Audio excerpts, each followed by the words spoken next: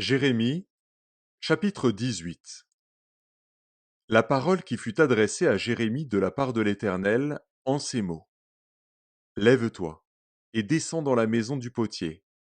Là, je te ferai entendre mes paroles. Je descendis dans la maison du potier, et voici, il travaillait sur un tour. Le vase qu'il faisait ne réussit pas, comme il arrive à l'argile dans la main du potier. Il en refit un autre vase, tel qu'il trouva bon de le faire.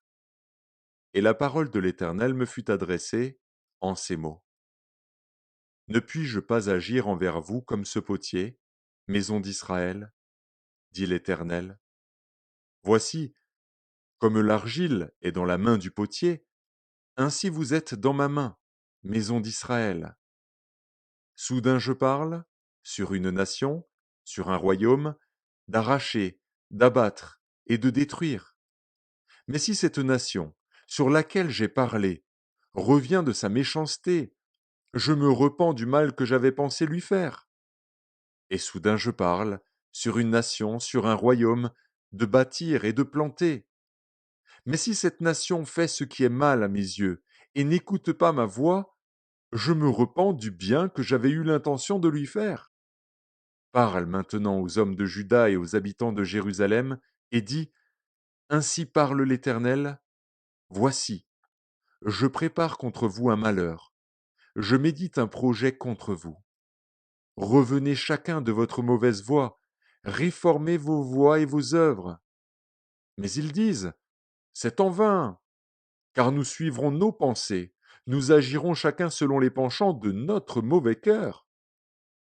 C'est pourquoi ainsi parle l'Éternel, interrogez les nations. Qui a jamais entendu pareille chose? La Vierge d'Israël a commis d'horribles excès. La neige du Liban abandonne-t-elle le rocher des champs? Où voit-on tarir les eaux qui viennent de loin, fraîches et courantes? Cependant mon peuple m'a oublié.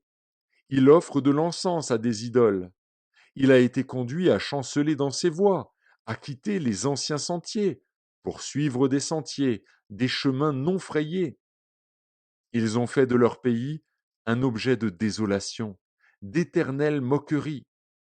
Tous ceux qui y passent sont stupéfaits et secouent la tête.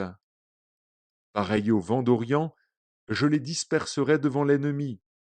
Je leur tournerai le dos. Je ne les regarderai pas au jour de leur détresse. Et ils ont dit, Venez, complotons contre Jérémie. Car la loi ne périra pas faute de sacrificateurs, ni le conseil faute de sages, ni la parole faute de prophètes. Venez, tuons-le avec la langue. Ne prenons pas garde à tous ces discours.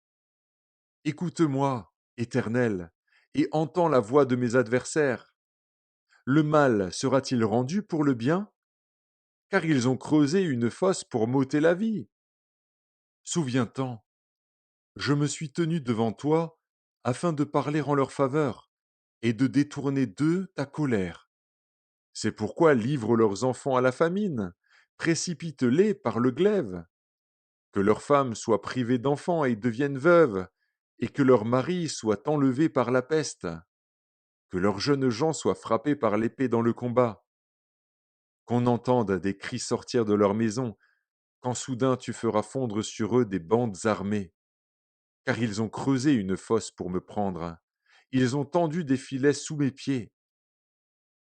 Et toi, Éternel, tu connais tous leurs complots pour me faire mourir. Ne pardonne pas leur iniquité, n'efface pas leurs péchés de devant toi, qu'ils soient renversés en ta présence. Agis contre eux au temps de ta colère.